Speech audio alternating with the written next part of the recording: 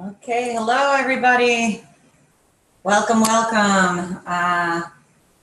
We are going to begin in just a minute because I like to start on time. I've been a college professor for almost 25 years, so if I know one thing, it's start on time when the majority of the people are present. So I see people filing in. We have a ton of people on this webinar tonight, which is so exciting to me. So thank you so much for being here because I know that time is the hottest commodity for me, so I totally appreciate your time. And there's lots of people filing in, so I'm just going to introduce myself and then we will get into the content that I want to share with you to the nth degree tonight because back to school is approaching. I know many schools in my area have already started. My 5 school-age kids don't start back for another week and a half, and I am eagerly counting the minutes until they do start. You know how that goes in the middle of August. Okay, so my background. My husband and I, Dr. Cosmas Lee, practice in Chapel Hill, North Carolina. Our practice is called Lee Brain and Spine. We offer a variety of services and we are passionate about improving brain performance to be able to improve your life.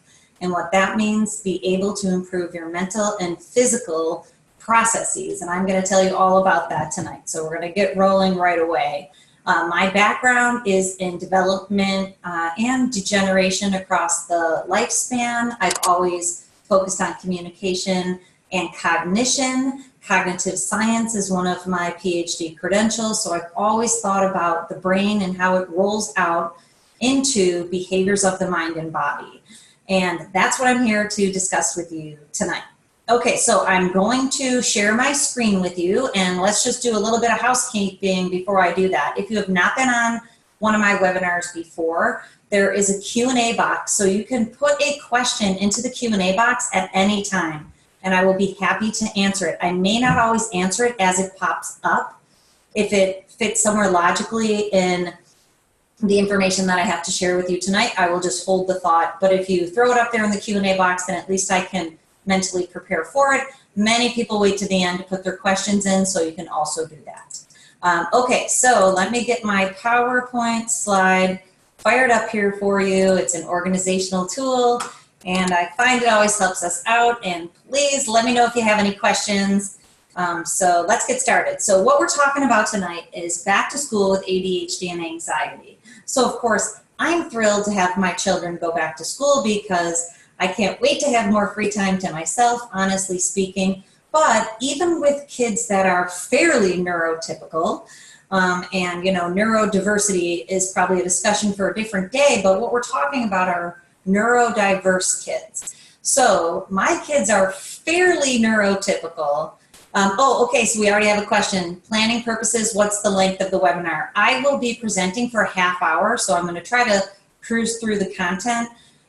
So I will have content for 1/2 hour, and then I will open it up for questions and answers, and I'm in no big hurry, so I am not rushing off, but I do want to get to the content. That's why I'll probably pull questions to the end. Okay, so neurotypical kids, I have, you know, a fair amount of anxiety to deal with them and difficulty getting them back into the groove of focus. So that is what we are here to talk about. And so without further ado, I started to tell you my credentials, but I like to be totally transparent and let people know what my credentials are. I have PhD training in 2 areas. I have 2 master's degrees, one in educational leadership, which would make it so that I could be a principal or a superintendent if I wanted to, which I don't. That seems like very hard work, and I love my work. But what that means is that I know the inner and outer workings of schools. So that also, you know, prepares me to be here to be able to speak with you. So, you know, that's one thing to keep in mind. And my life training is that I have 5 school-age children. 4 of them are teenagers now. My youngest is 8. And I'm a bonus mom, which I love the distinction, to my stepson who's 27. He called me bonus mom once, and obviously I loved it, and it has stuck. Okay, so we are talking about being stressed or having anxiety disorders, difficulty focusing versus being in the zone. So being stressed or having anxiety is a neurological brain pattern, as is ADHD. So ADHD and anxiety are regular brain patterns. Being in the zone, being calm and focused, as we always talk about it, is an optimal brain pattern. So what we're talking about here is thinking about they're literally neurological brain patterns, or a brain that is not wired as optimally as it could be to be able to calmly focus and not feel anxious, be in the zone, get your work done, go to school, be able to build relationships, improve quality of life. So I know this might seem silly, but many people forget that their brain is the supercomputer of their body. Your brain is running your entire body, your mind and your physical body. And I'm going to pick that apart in just a second, but remember that. It's the supercomputer inside that is making those operations run. Many people lose sight of that, and they forget that anxiety is caused by the brain. ADHD is caused by the brain. I am just the messenger on that. There is science that proves that an irregular neurological brain pattern is at the root of those two things. And that's the main reason that I am here, is because I want people to know that. Because people need to know that anxiety and ADHD come from the brain. So that's where the solution is. So without beating that to death, because I'm going to talk about it more, let's keep going so we can get to the content. My goal today is to very simply tell you how your brain works. So that's neurophysiology. Many people know about neuroanatomy, the areas of the brain and kind of how the brain is organized. The work that I do surrounds the idea of function, how your brain functions. That's what physiology means. And I'm going to cover two main aspects this evening: brain energy, the speeds that our brain should use, and brain areas. So brain energy, it's literally electrical energy. And we use EEG to be able to measure the frequency of the electrical energy that is happening in your brain, in every area of your brain. And when I talk about ADHD and anxiety being an irregular brain pattern, it is an irregular use of the speed of energy in your brain. And hopefully you'll be able to follow me. So there are what we call brain waves, and I don't love using that term because people can't totally conceptualize what a brain wave is, but hopefully you can conceptualize that your brain uses different speeds throughout your day and throughout your life. So your brain has to use a different speed to be able to fall asleep and stay asleep than it does to be able to crank it into focus mode, be in the zone and do very difficult math, or to be able to do something that's very stressful and to be able to get over it. So let's start at the bottom of this chart, and you can see this really loose wave.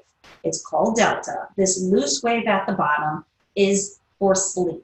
So when your brain is moving very slow, and when I do this presentation live, to the dismay of my audience or my participants, I've had people do the wave. That doesn't go over very well. But what I do have people do is take their finger, and if you're in the comfort of your own home and nobody's watching you and you feel okay about it, it will help you, write different learning styles to be able to understand what I'm saying. When your brain is moving this slow, 1 hertz, 1 cycle, 1 up and down per second, very slow, that's the speed that keeps your brain asleep. It's called delta. 1 up from that is called theta, and you can see it's a little faster. It's about 5 hertz, 5 of these up and downs per second. That is the speed that shifts you into sleep. So right now, if you've had a long day and you're feeling groggy and I'm blah, blah, blah and about this brain stuff, and you're starting to doze off, your brain's starting to make more theta. It's creating drowsiness. And if I keep blah, blah, blahing at you, and if you sat there long enough, you might fall asleep. You might dip into delta and go even slower. That's what happens at night when you get in bed. So moving backwards, so that's extra slow speed is for sleep, delta. Slow speed shifts you into sleep. Relaxation mode, or medium speed as I call it, is called alpha. You can see it's a little bit faster. We average it at 10 cycles per second.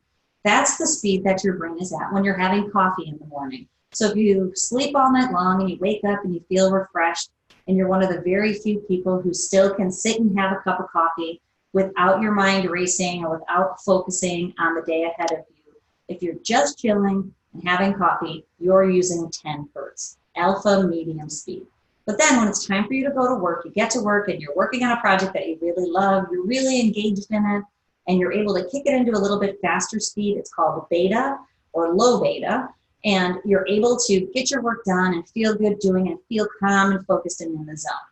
Then if something stressful happens to you, or intense thinking, but we're going to think of it as fight or flight mainly, something stressful happens and your system needs to kick it into overdrive, it goes into hyperdrive, which is actually high beta. It's a little bit lower than gamma. Gamma is like epiphany mode. High beta is stress mode. It is fight or flight mode. So your brain goes into that stressful situation. An example I like to use is you get to work and you're in the zone, you're doing your work, and you forgot you have to present at a meeting in 5 minutes and you haven't prepared it. You've probably had that feeling in your system before. It literally feels like your body has kicked it into extra fast electrical mode because it has. But when you get to the meeting and you start winging it and you're feeling good, your system will come down and get back into the zone. That is what we are talking about in terms of brain speeds and how a brain uses energy. And I already gave the example of how our system should be able to shift the way that we use speed across our day. That's called circadian rhythms. So if a brain is regulated, the thing that we're talking about here is called neurological regulation. So if a brain is regulated, it will be able to shift in and out of these speeds across the day and across the night. And what that means is you're able to shift gears as necessary throughout your day. So what happens for many people is they are not able to shift their gears because their brain is literally stuck in gear. An example I use is, many young people don't know, but it's the difference between an automatic transmission or a manual transmission. Our brain should work like automatic transmissions if it is regulated.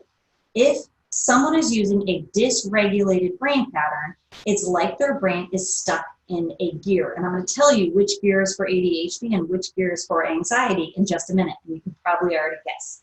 So we'll get to that after we talk about the idea of brain areas. So our brains, if they're neurologically regulated, should be able to shift through the different speeds we need at will throughout our day.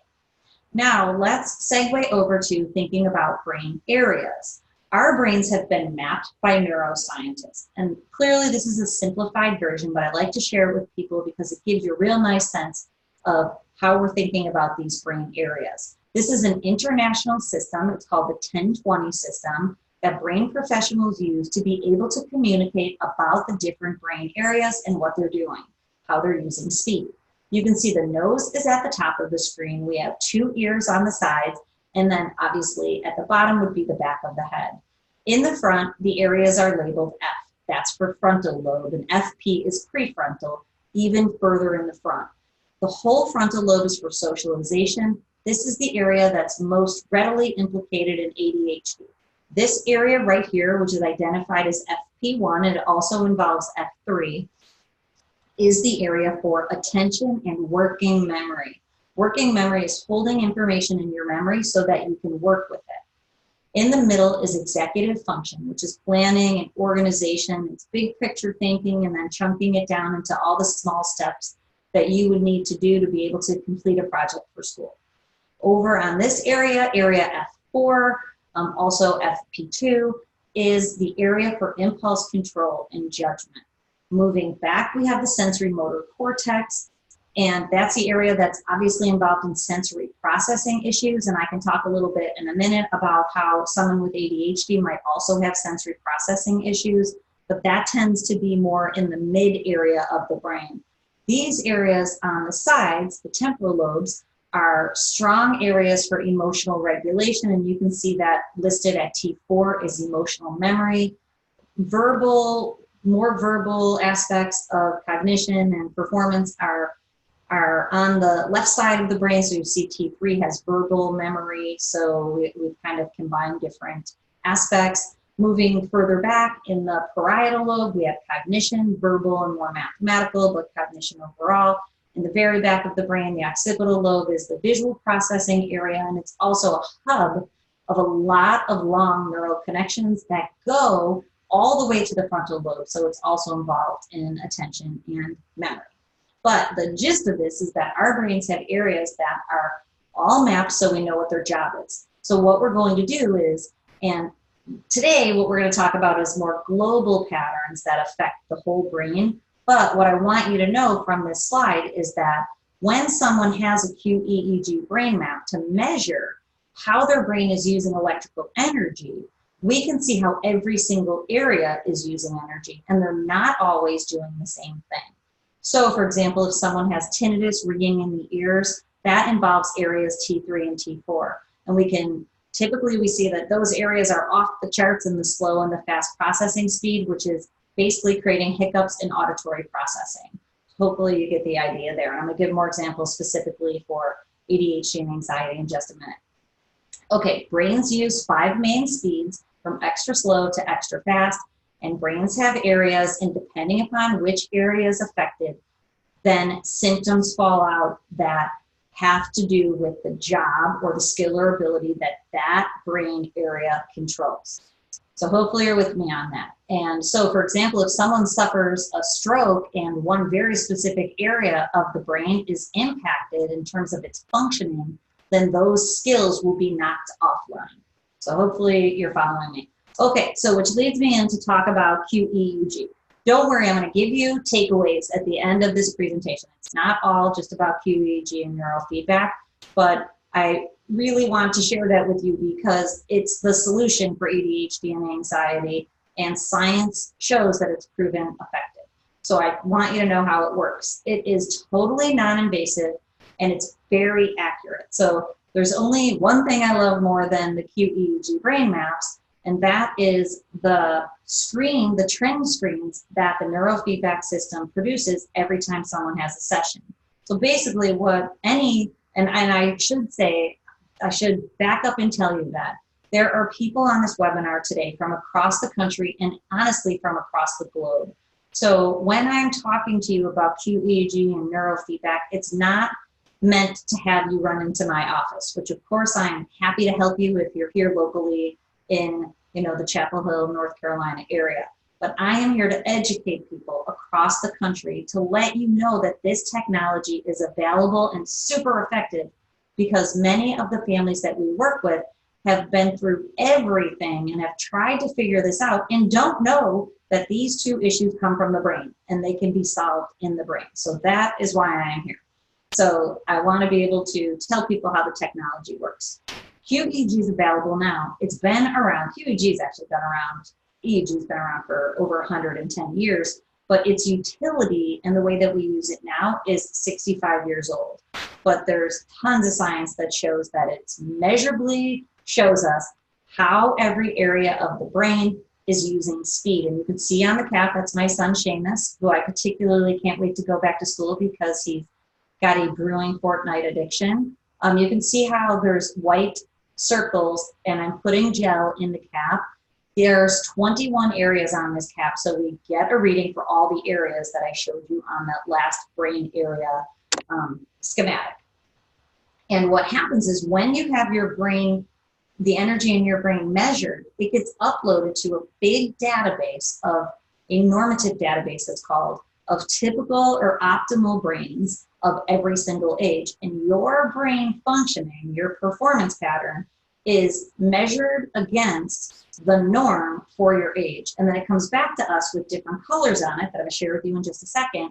So we know how far off from optimal your brain is performing. And then there's patterns that are identified through science that say, yep, this is the ADHD pattern, which I'm going to share with you in just a second, and this is the anxiety pattern. So that's how a QEEG brain map works. So you'll be able to see if your brain is 1 level off from optimal, if it's 2 levels off, if it's 3 or more levels off, if it's really struggling, and you'll be able to see if one area is impacted or all of them are impacted. So it's really cool information, and it's helpful, salient information that can help start moving you in the right direction when you know what your brain is doing. So I always equate it to like an x-ray. If you had a broken leg, you would never have your leg set without having an x-ray first. So you could see where the break was, how bad it was, and what was necessary to be able to start the healing process. And I talk about neurofeedback. If you've seen any of my other webinars, or if you've seen any of my print ads or anything like that, I talk about neurofeedback as healing ADHD and anxiety, because it does. So for some people, it will give you 100% remediation of symptoms, 100%. Others, it'll be 30%. But that's how cuts heal. Not all cuts or not all broken bones heal absolutely perfectly. But if it's improved, then it's healed to some degree. And usually we can tell that to a certain extent, or a neurofeedback expert, as I always call them, can tell that based upon the brain map and based upon the response to training in the first few sessions. Okay, so let me just show you this real quick. This is the raw EEG. So I just want to show you, because we're going to look at a brain map in just a second on the next slide. You can see all those brain areas that I showed you down the left-hand side. So we have the frontal lobe, the central, the parietal, and so forth. Down that left-hand column, it's time across the bottom axis. And here you can see it's pretty uniform in how the brain waves are going across time. This would be a typical brain map. And what that looks like is a peak performance brain functioning pattern. It's green, and there's no perfect brain map, unfortunately, for the world, I guess. That, you know, this is just an example, and I don't love the word normal. I borrowed this from somebody else, but it's a typical or an optimal brain functioning pattern. So we would see all green on some systems. You might see all gray. On other systems, you might see circles that are very similar, but a little bit different pattern, that show that the areas are performing and using speed well. And no matter what type of brain map you're looking at, it's all going to have a chart like this, where you can see 0 is optimal levels, and on this chart it's green. Optimal levels are green. Yellow to orange to red are 1 to 2 to 3 levels too high of a speed. All the blues, light to dark blue, are 1 to 2 to 3 levels too low of a speed. So what that means is there's standard deviations. And what we see in a peak work or play performance is staying in the green zone, as I always call it. So it's calm, focused, and it avoids these extremes out to the right of an overactive brain.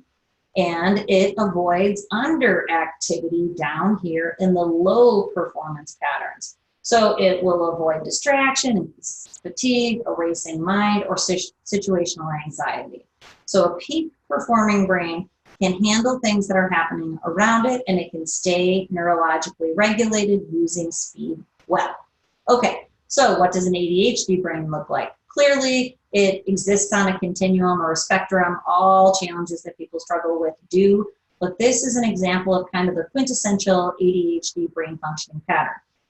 So if you remember back to our speeds, delta and theta are extra slow and slow speed. The biomarker for ADHD is excessive use of theta. So on this example, you can see that theta is being used 3 times too much in most brain areas. Some of the areas are using theta, slow speed, 1 to 2 levels too high. At the same time, beta is running low, that focus speed, that perfect processing speed to be in the zone. Okay, so let me talk about this for just a second. Let me check my time so I don't get too far behind here, but this is a slow processing brain. So when a brain is processing information too slowly, it becomes distracted. Information is not coming in. I always call it breaking of the brain, because the brain is using too much slow speed. So it's like if you were to drive around town, the perfect speed to get around town is 45 miles per hour with your foot on the gas at 45 and your foot off the brake.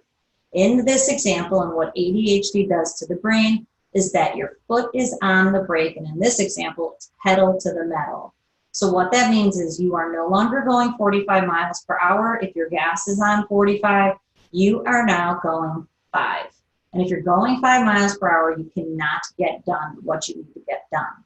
And when beta is running lower, you weren't going 45 in the first place, you were only going 35. So it makes it very difficult to focus and to attend. Many times it creates self-stimulation behaviors, and the self-stim behaviors are to keep the brain awake so it can attempt to engage in the day. And that's why stimulant medications can be effective for some people. Now, the reason I'm presenting on ADHD and anxiety together is because most times beta isn't running low. Beta and high beta are running high simultaneously because they're proven by science to be comorbid patterns. They exist together. So if you follow me for a second, when the brain is running too slow and it's using too much braking, inherently the brain pushes the gas pedal to the metal to offset all the braking. And we've got braking and gassing and braking and gassing. So now we have the brake on all the way and the gas is at 75 miles per hour, but the brain's still only going 35 miles per hour. It trashes the engine, it trashes the brakes, things get worse over time, proven by science. So let's look at what that anxiety brain functioning pattern looks like. It's excessive beta, which you can see here is yellow and orange, and excessive high beta, fight or flight mode. Lots and lots of extra fast speed. So an anxiety brain can exist in and of itself, by itself. Most times it exists with excessive beta or delta. So a lot of times a person has had learning challenges or slow processing, sensory processing disorders, or some things like that when they were younger. Then when they get to be a little bit older, they forget that they had those challenges, and now it's still difficult to focus, but now the primary concern is anxiety. And people come into us all the time for anxiety, and when we dig a little deeper, before we see their map, when we dig a little deeper, we find out that indeed they've had learning challenges, or in fact they've been diagnosed with ADHD. So these two can exist without each other, but many times they exist with each other. Okay, so hopefully you're still with me. So if you're on this webinar for yourself, I want you to think about what your brain is doing. If you're here trying to learn this information for a loved one, of course you can think about that person, or maybe you could spend a little time when we get done trying to profile the two of you. Because if someone that you know or yourself struggles with focus, and if it feels like slow processing, if it's easy distraction, difficult with working memory or memory, then those behaviors and those symptoms all have to do with too much delta and beta, too much slow speed. If it's a racing mind or rumination, constant thinking, hypervigilance, always looking for problems, which means you always find problems, that comes out of too much extra fast speed. Feelings of anxiety or brewing anxiety disorders, panic attacks, social anxiety, anything like that comes out of too much fast speed. And you can definitely have too much slow speed and too much fast speed at the same time. It would be lovely if they averaged out and created just the right amount of that perfect processing speed in the middle. Unfortunately, they don't. It's braking and gassing, braking and gassing. So keep that in mind. Okay, so let me just check and see what we have going on here. Okay, I got great questions, but I'm gonna hold off for just a few minutes and I will answer them, I promise. And I'm probably gonna cover some of it in just a minute because I am getting to the do-it-yourself strategies that you can use immediately. And I will tell you, it will be difficult if you actually have a brain that's really hardcore stuck in these patterns. It's difficult to use these strategies, which is why I want to share about neurofeedback real quickly. Sleep is probably impacted. I want you to understand quickly how sleep is impacted. On this example, this picture, it shows that across the night, your brain basically goes really, really slow down here, and then it will speed up a little bit. And it cycles through the REM cycle. So you can see how REM's up here at the top and non-REM is down here. Your brain is actually slower during non-REM. But what happens is, if you have anxiety, your brain can't get into this really slow mode for the majority of the night. And that will impact sleep. So many times people with ADHD, it's very difficult for them to fall asleep until they calm their body down, and then they're out like lights if there's no anxiety component. Or that's why weighted blankets can really calm and soothe the nervous system, and then they will tend to get decent night's sleep. If there's an anxiety component to it, the brain will never get into those non-REM, really slow parts of the cycle to get the brain into restorative sleep. And this is another thing that can be seen on the acute EEG brain map. And neurofeedback is proven to help sleep also. One of the fastest things that comes online is sleep. Okay, so right now I just wanted to remind myself, so I put a slide in. We are giving away a free brain map at Lee Brain and Spine. So if you are local and you're on the webinar tonight, email us within the next hour. Just email us. You received an email from info@LeeBrainandSpine. You can just respond to that one. And we will put everybody who emails us back into a drawing, which we will draw 1 hour after this webinar for a free brain map. Brain maps in our office at Lee Brain and Spine are $599. We usually run an offer for $80 savings off the brain map for our 4 seasonal launches or our seasonal programs. But because you're on here tonight, if you shoot me an email, you will be in a pool of a lot less people than there are who want a free brain map, and hopefully you'll be the lucky person to win it. So I want to remind myself so I could remind you. Okay, so neurofeedback, how does it work? We apply sensors to the areas of the brain that are impacted by the too much slow and the too much fast speed. Neurofeedback gives visual and auditory feedback to basically teach the brain to stop making so much slow speed or stop making so much extra fast speed, stop making both, honestly, most times, and to make more of that perfect processing speed. It literally rewires the brain to perform better by teaching the brain to shift the energy pattern that it uses to one of speed that's in the middle and not too fast and not too slow. So over time, the brain rewires and hardwires in a new electrical pattern of perfect processing speed. And I'll talk more about that in the Q&A if people are interested in learning more, because I'm always happy. If anybody's ever met me, you know I'll talk about neurofeedback all night because it is one of my true passions once I learned about it. And I will tell you, the program that I developed in our office, I developed to use with one of my children. But you will never see that story anywhere public because he or she doesn't know it was part of their journey. But I was desperate to help them, and I was at the university using neurofeedback and EEG to research kids on the autistic spectrum, and a colleague of mine said to me, why don't you do neurofeedback with them? And I'm like, why don't I do neurofeedback?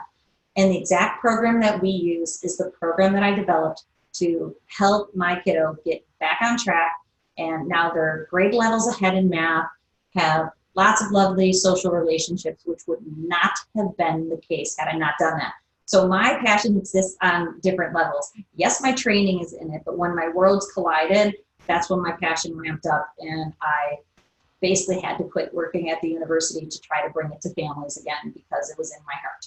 So long story short, I will talk lots more about it in the Q&A. I don't want to keep people here if they don't want to know all the details, though, because I want to get to the do-it-yourselves. But it's based on operant conditioning, and there's a ton of science behind it that proves that it works. And I really like this image over here of Pavlov. If you know Pavlov's dogs, he conditioned the dogs to salivate in the presence of food, and that's a twist. It's ironic that they are joking about how they've conditioned him to write in his notebook when they drool. So isn't it so funny? But that is how learning works. Whether it is animal studies, that a lot of the neurofeedback studies are animal studies that it started with, or humans, that's how we learn. It's through operant conditioning. And I'll expand upon that more also at the end, but it does it by creating a feedback loop. Feedback loops are awesome if they're working in the right direction. They are your worst nightmare if they're going in the negative direction. So a negative feedback loop means you're using one of these brain patterns and your brain's going too slow and too fast, and you have behaviors that you do not want to have, but your brain is making you have. And this segues into our do-it-yourselves. And I'm sorry, I'm going a little over on time, but it segues into the do-it-yourselves that I'm going to give to you. But if your brain is making you do things that you feel like you need to do, then, or you just literally have to do, that's a negative feedback loop. You have a brain pattern that's creating behaviors that's getting you negative outcomes. The role neurofeedback plays is it shifts your brain out of that negative pattern into a better one. It doesn't even have to get it to the perfect pattern. If it starts to create a better pattern, it will start a positive feedback loop. What that means is you start to get better behaviors, which start to get you better outcomes. And so, for example, if now you can focus better and your teacher is no longer irritated with you and emailing your mom, life gets better. And then we ask families in our office to celebrate the small wins. And when they do, they will lock in the new, better brain pattern over and over and over. And it's based on science. It's called Hebb's Law. Neurons that fire together, wire together. And that's how brain patterns are rewired. And we basically weed over that negative pattern that was creating the negative downward spiral, and we start using that better brain pattern and wiring it in hard. And we're able to use the screenshots on our neurofeedback systems. All neurofeedback experts across the globe are able to do this, to be able to see when the brain is moving into that positive feedback loop, more optimal pattern to create a flywheel of permanent change. So the goal in the end is you are in your own feedback loop, your own positive feedback loop, and you no longer need neurofeedback. And that's what happens for most people after they've had a neurofeedback program. It's based on neuroplasticity, the brain's ability to change itself. And Norman Doidge talked about this in his book, The Brain That Heals Itself, and it's proven by science. This is how it works. But neuroplasticity works in both ways, like I just told you. Neuroplasticity works creating the negative feedback loop in the first place. Neuroplasticity works if you work it in the positive direction by creating the positive feedback loop. But so many families are stuck. So many people are stuck that they can't use skills or strategies or techniques to unstick their brain to get it moving in the right direction. And that's the role that neurofeedback plays. Okay, so we all know, or we've all heard, that brains are more pliable and easier to change when they're younger. So there is something called the critical period of development, birth to age 12. But brains are proven to change across the lifespan. So I like to show this little image here that, yes, the critical period is when kids are younger, but brains are proven to develop in young men up to the age of 28 and in young women up to the age of 25. And then we see this decrease here, but it never goes down to zero. It decreases its changeability. And you know, this is probably even changing with more research in recent years. So I always joke with my kids that I'm their frontal lobe, and when they go, why can't I play Fortnite all day and all night? Because I'm your frontal lobe, because your frontal lobe isn't developed yet. So I have to help you do that. Of course, I don't like hearing that. But what neurofeedback does is, on a QEEG, will identify these patterns of pockets of high and low energy. And then after, we can literally see that those patterns have changed to optimal functioning. And of course, this is close to the ideal world, but we can see how close we are to reducing those blues or those reds and yellows to get into the green zone. Okay, what can you do today? Let me tell you what you can do today. And again, okay, so I got great questions. Again, what you can do today might be difficult if your brain's really jammed in one of these modes. But now that you understand what your child's brain is doing, then you can use some of the strategies that I'm going to present to you. And I know a lot of parents like hearing it, but a lot of parents don't like hearing it. If your child's brain is really stuck in that red pattern of ADHD, they can't attend. That it's like literally almost impossible for them to attend if their brain is running that slow. So it builds empathy in parents. If your child feels so incredibly anxious about going to school, their brain is most likely off the charts, using red and yellow in that extra fast fight or flight speed. And if you've ever had moments where you've been in fight or flight like that, where you're so stressed out, you know how that feels. So number one is knowledge is power. And you can see that on a QEEG brain map. But in looking at the behaviors, I wanted you to pick them apart a little so that you could see, you know, what you can understand what's going on when you see the behaviors from your child or in yourself, because it does increase self-awareness and can help you make better decisions. So what we're talking about is neurological dysregulation. If you're stuck in those modes, it's very difficult, but these strategies will help. So we're going to talk about activities for self-regulation. I have three actually simple activities for you to use to try to bring the brain back towards the middle. I'm going to share them in just a second. And we're going to talk about behavioral training for self-regulation. And if you're a behaviorist or if you know anything about behavioral training, to me, it's got to look conversational and it's got to feel just like part of a normal routine of life.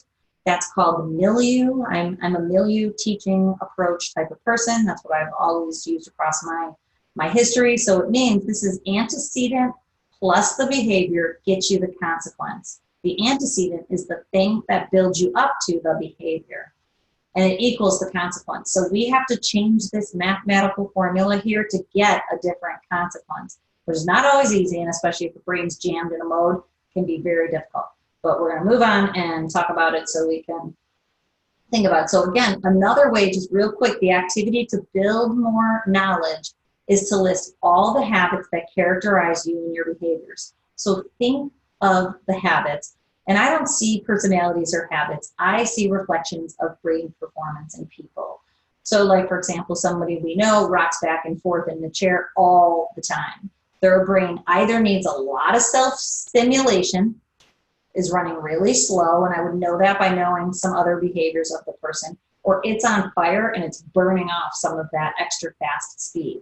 So when you look at habits or behaviors, what you want to do is try to evaluate them for, are they self-soothing? Are they calming down a fast nervous system? Or are they self-stimulating? Are they entertaining or spiking up a very slow running system? And then we're going to use the next strategy to be able to combat that. But food for thought, first of all, episodic dysregulation can happen also. So if there's episodic dysregulation, you want to explore the causes and solutions. So for example, if a child is so anxious about going to school, it could just be that going into a public place, and one of my daughters, she suffered with school anxiety for a long time because she had a couple bad experiences with bullying. And so it became very difficult for her to go to school. Thankfully, that has chilled out with more time and practice and finding a friend group. But going to school every day gave her an incredible amount of anxiety. Part of it, she was at the wrong school, and when I switched her school, things got magnanimously better. So that was episodic dysregulation. You know, school didn't bother her until we switched schools. Then she had panic attacks and anxiety. Then when we switched schools, that came back down. It took a year, but it came back down. So it's episodic, and I could figure out the root cause. I put a solution into place, and clearly that one's pretty drastic. But for other people, there's social anxiety, and there's ways that you can make it so that you soothe the nervous system on the way into social aspects of life. And we can talk about that in just a minute once we get through the last couple slides, which we're almost done. Okay, so a strategy to self-regulate is what I call the purge and reboot. So when you think about the habits or the behaviors that you or your child or whoever you love are doing, remember they are serving a need. The behaviors serve a need. You need to figure out what the need is, and then you want to purge. Purges, you have to serve that need. The brain right now absolutely needs it. So the person rocking in the chair, they need to burn, we'll just say it's from anxiety, they are burning off the steam of that extra fast speed. They have to burn that steam off in some way. So many of the kids that we work with, they keep themselves together all day long, and then they have meltdowns and tantrums, and they freak out after school. But they have been self-regulating a system that wants to explode all day, so it has to purge it when it gets home. So when you understand that that system has been trying to keep itself together for 8 hours, and now it has to purge it, then you can explore healthier ways of purging, or maybe just have a little bit more empathy. Let the tantrum unfold. Ideally, you find a healthier way to do it, like a trampoline or a 2-mile run is, good ways to get all that energy out. But there is a need there, and it has to be served. So you have to purge it and try to find healthier and healthier ways to purge it. Then teach the brain, guide it into a new performance pattern. So in that case, you want the brain to not have that need anymore.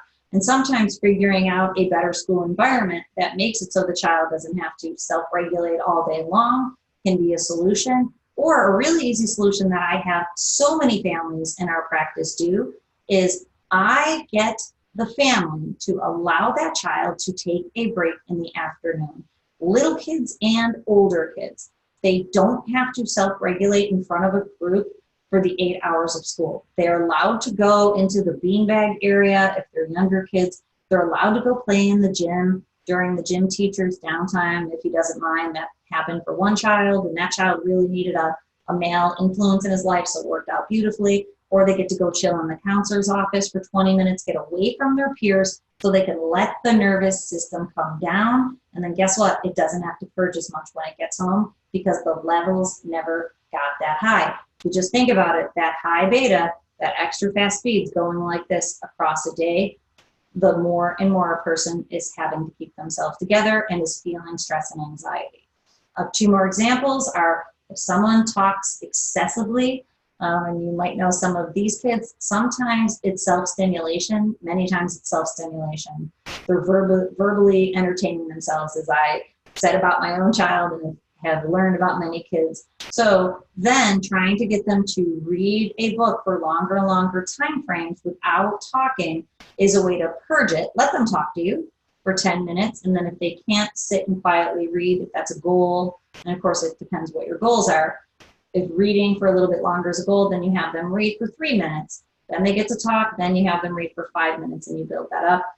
If you're a person who checks your email all the time, email and internet addiction is the biggest addiction that is coming on. So if you have to check your email, and this is a marker for me, I know I'm moving in the wrong direction if I feel the need to check my email at the end of the night, because I never do. I've trained myself, once I get done working, I tidy it up and I go spend time with my family. I never look at my emails. I get up in the morning early and I don't look at my emails for an hour at least, usually 2. And I ease in and out of my days. And if I find myself checking them in the morning, I know that I'm off.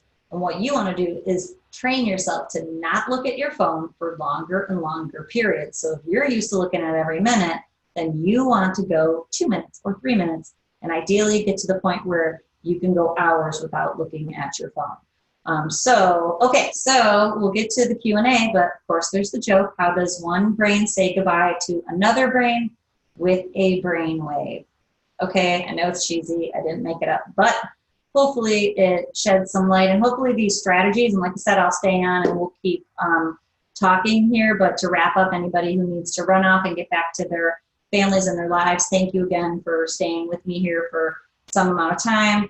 And if you, wherever you are across this world, if any of this resonates with you, I encourage you to run, not walk, to your local neurofeedback expert's office so that you can have a QEEG brain map to see what your brain is doing or what your child's brain is doing. The information alone, if the person knows what they're doing, and I'm sure they do, that information can be used for that person to set you in the right direction with a lot of awesome information. And if you want more free information, every week I write a blog post at drtrishlee.com, and there's informational and educational programs there, and there's free blog posts. Every week it's on a different topic. So for example, there's one just on social anxiety where I gave 3 tips for social anxiety. I presented some of the science behind the QEEG brain map pattern for social anxiety, the neurofeedback effectiveness, and so on. And I'm very proud to say that I've just created 8 short courses that will be incredibly affordable, easy to move through, pretty short. They're 1.5 hours to 2 hours each, and they will be located on my website in the next couple days. It will be under the Dr. Trish Lee website, short courses, and there's one on ADHD, there's a separate one on anxiety, there's one on addiction, there's one on depression, there's one on electronic screen syndrome. There's lots of them there that can teach you more information. Okay, so I'm going to get to the questions if people don't have to run off. And if you have a question, please shoot it out to me, because I would love to answer them. So let me look here. Okay, great question. And so I will tell you, I offer another service in our office. Not that I want you to purchase any services from me, but just to let you know, I do this for people too, because I have been a college professor for so long, and as part of my job was advising students at every age level. So the question is, how do you help a 19-year-old with ADD in college who's not doing well and work is not getting done properly? I just had a meeting with, and I do it all the time, with a college student to go over this exact same thing. And I break it into 3 steps. But now, of course, this college student has to actually do these 3 things. And that could be difficult if his brain, his or her, I'm going to assume his, because many times boys and men have ADD a lot more than young women do. So I just used him on accident, but I'm just going to roll with it. Is that if their brain is really stuck in an ADD mode, it will be difficult to use these strategies. So just to remind you of that, if they cannot use these strategies, you really should have a brain map done and explore the idea of neurofeedback, because when you reduce all that slow processing speed, Now the kids can use the strategies, which is what gets the positive feedback loop going and keeps it going. Here's the strategies though. Number one, they need to get what they need to do on paper. So I call it a brain dump, and I've been doing this myself for 20 years. So every week, and I don't have the right journal here, I have a million different journals, which I love. I have an affinity for them. This is one example, but it doesn't have the right charter I would have shown you. I have been categorizing the things that I need to get done. So in the journal, I just write, like when I took classes, I would write Music 101, and underneath it, I'd write all the things I had to do. Then I would write Science 210. I'd write all the things that need to be done.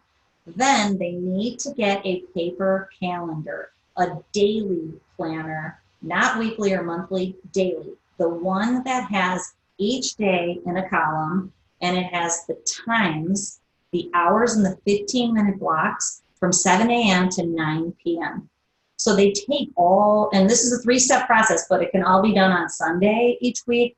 And, it can be set up across each semester, but then accounted for every Sunday or one day a week, and then just followed throughout the week. And literally I've done it for 20 years. Of course, I'm regulated, so I'm able to, but even during my most dysregulated years when I had 4 kids back to back to back to back, and I still was working. And actually during that time frame, I was tenured and promoted early, and people were blown away that I was able to do that. And they're like, how'd you do it? And I told them my organizational system, which is this. You dump it out, but then you take each thing that you need to do and you put it into the daily calendar, but you have to put it into an actual time block.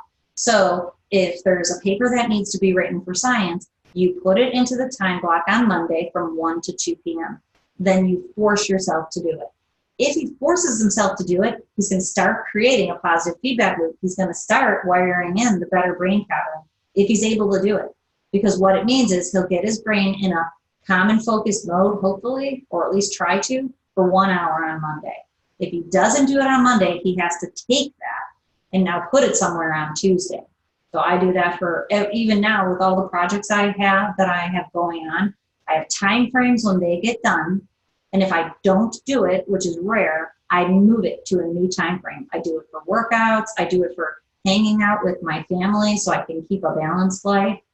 Then what happens is on the phone, you can use the Google Calendar, which is easier to see, and especially for adolescents or young adults with ADD, it's a better calendar than the one that comes on an iPhone.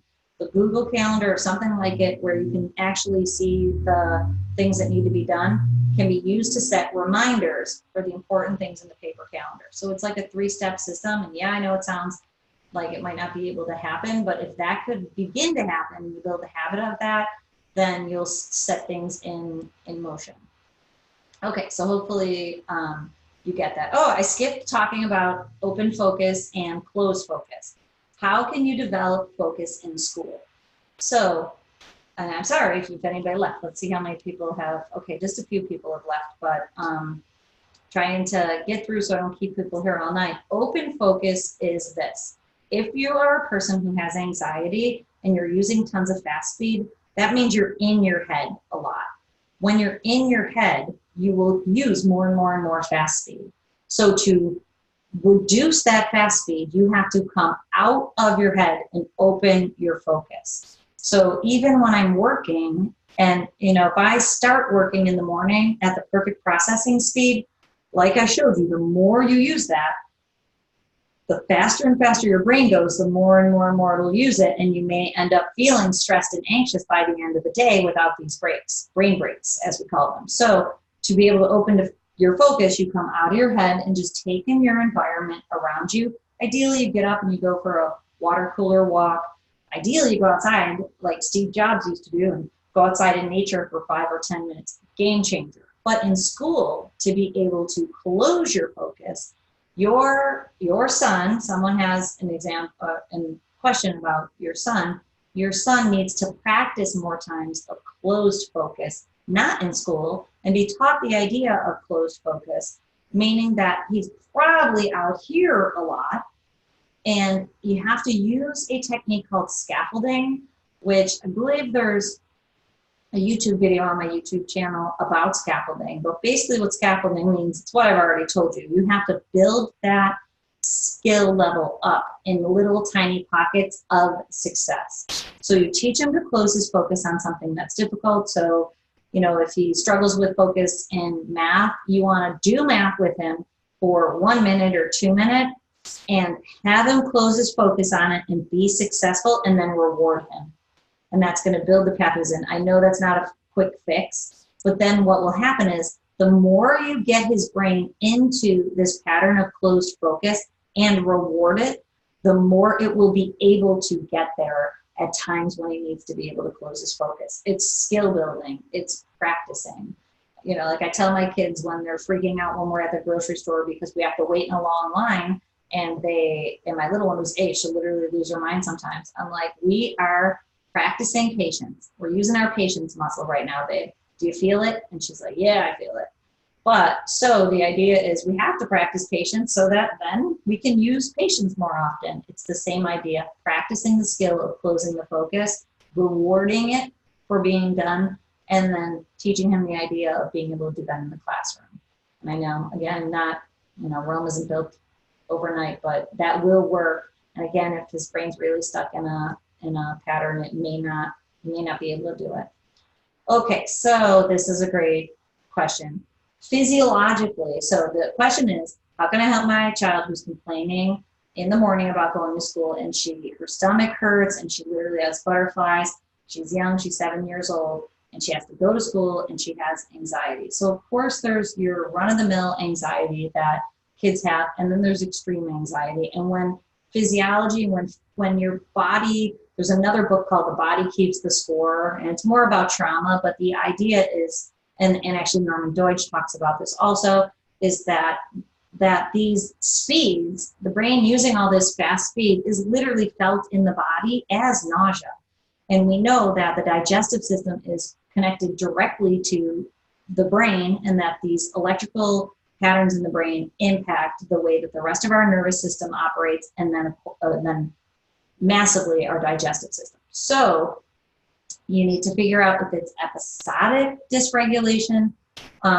And so some examples right now is if she's going to be very nervous about going back to school, don't know if you've done anything to transition her in to try to make it as smooth as possible. So one family that I work with, they were able to get the child to go to school for a camp right now in the last couple weeks of school, so that he will have gone to that school for a week before school started. And I know that can't always happen, but if you take her to school a few times, and especially like during the open house night, if you can try to find a friend or spend time trying to get a little relationship going with a peer who'd be in her classroom, things to set that fast speed at ease to try to transition her in. And spending time in the environment and meeting people that feel safe to her in that environment could really help her transition in.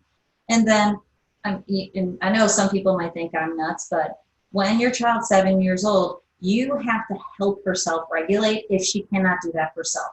So I'm the mom that if my kiddo needs me, I go with them. So at 7 years old, and I don't know if you have the luxury of being able to do it on the first couple days of school. And actually the mom that I'm talking about who transitioned that kiddo in, she went to lunch with her kiddo for weeks to help him settle in last year because he had such anxiety surrounding school. And yeah, did the teacher think she was rude? Yeah, but her son totally appreciated it. And I could see his nervous system coming down across that time frame because he knew, and if mom couldn't be there, grandma was there, and sometimes dad made it. So that kiddo knew I only have to make it through 3 hours, and then I have a friendly face at lunch with me. So those are some ideas, but just understanding she's not able to regulate all that fast speed, and she needs someone to help her bring that fast speed down, either going into school in the morning. So you could walk her into school every day if you had to, if it's really a problem for her, until you scaffold her. So again, you could walk her all the way into her classroom, and then you could walk her into the office a week later. You could drop her off at the front door. A week later, she's in carpool. You know, I don't know if you'll ever be able to get her on the bus, but you get the idea that you can create a safe experience for her to help her regulate, and then back that out using scaffolding. Okay, so, oh, yeah, and the same person said that she missed so many days of school because of it. Ideally, you don't want to let her miss school. And if you just think about it logically, you're helping to build in that negative feedback loop. So it's a bad brain pattern. I use the word bad loosely, but it's one that's causing you problems. A brain pattern that's causing you problems is getting you these behaviors, which is getting her those outcomes. You're going to lock that brain pattern in on accident. So if she's missed lots of days of school, she's being taught, or her brain's being taught, that I don't feel good, I don't have to go to school, you know. So my kids know on the days they don't go to school, they literally have to spend the day in bed. And they can watch like one movie on the couch, but then the rest of the day is spent in bed with no electronics. So my kids never want to miss school unless they're actually sick, because that's what feels good when you're actually sick. So they've learned, I want to go to school because that's way better than just laying in my bed all day.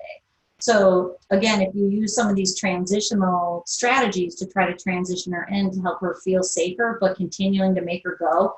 And if the option is that she's not going to go, you could take her and see how long she lasts. Or, you know, you could even let her know that you'll pick her up in a few hours and then reward her for going for a few hours. Then the next time, reward her for going even longer. You want to scaffold her from missing school to building it up.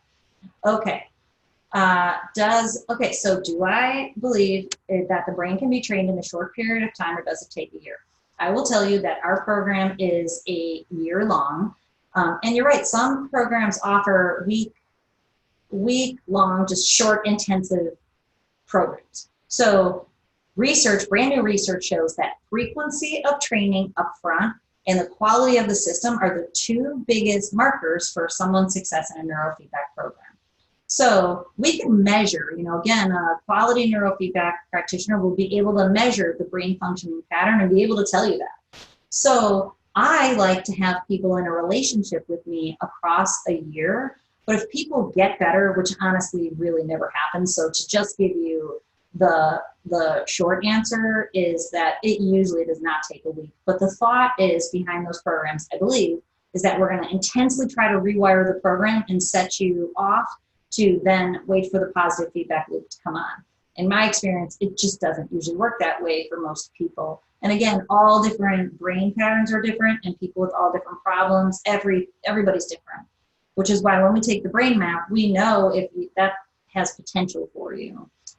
So the programs that we offer have in-office neurofeedback sessions, and then we offer home neurofeedback too, so people can get that intense frequency up front that will help them if they have any chance of rebooting the system very quickly. And we never make people stay in care if they don't want to, but they understand it's a journey. It's not a sprint, it's a marathon, unfortunately.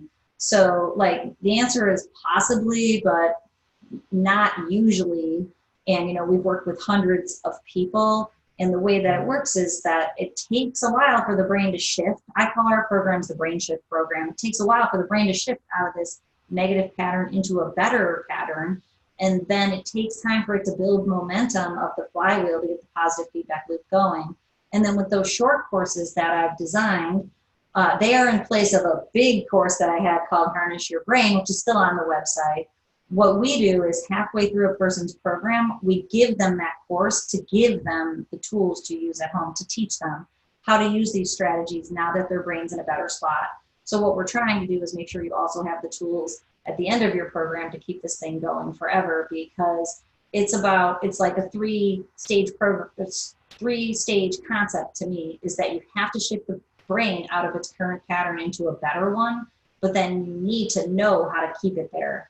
And so most people need those skills. So no, I don't think that works for most people. So that's basically the difference. And most neurofeedback expert offices use a program similar to mine in terms of they want the person to stay in care. The reason I want people to stay in care, and I'll tell you how our program works real quick, is that we do more frequency up front in the first 3 months to try to get that push for the brain shift. Then across the rest of the year, we're weaning off of sessions. So then we go 2 times a week, then 1 time a week for 9 weeks usually. Then every other week, and the last 4 months of our program are monthly sessions. You only come in one time a month. So the goal is to shift the brain and then start backing out the amount of neurofeedback to make sure on the brain graphs that the brain is staying in the healthier pattern. And we can measure it and we can see it, and then we're able to stay in touch with people too. Every 7 sessions in our office, we show you your graphs and we talk with you about what's happening in your world so that we can make sure that our work is translating into changes in your life. And being in that relationship is a really important piece so that we can problem solve anything that happens. And in most people's lives, things happen across a year, the ebb and flow of life and episodic dysregulation. That's another reason I think 1-year programs are very important. So you can see how the year affects a person, because it usually has an ebb and flow, and you can provide supports. We provide supports for people across the year, especially for kids. Going back to school produces anxiety and difficulty focusing. You know, Christmas and holidays and New Year's, that time can be really tough. Our phone rings off the hook, and my team is beautiful at Lee Brain and Spine, who answer the phone and go, "You're the 5th mom who's called today," and they'll give you little nuggets and give you love. We really believe that people need love through this process too.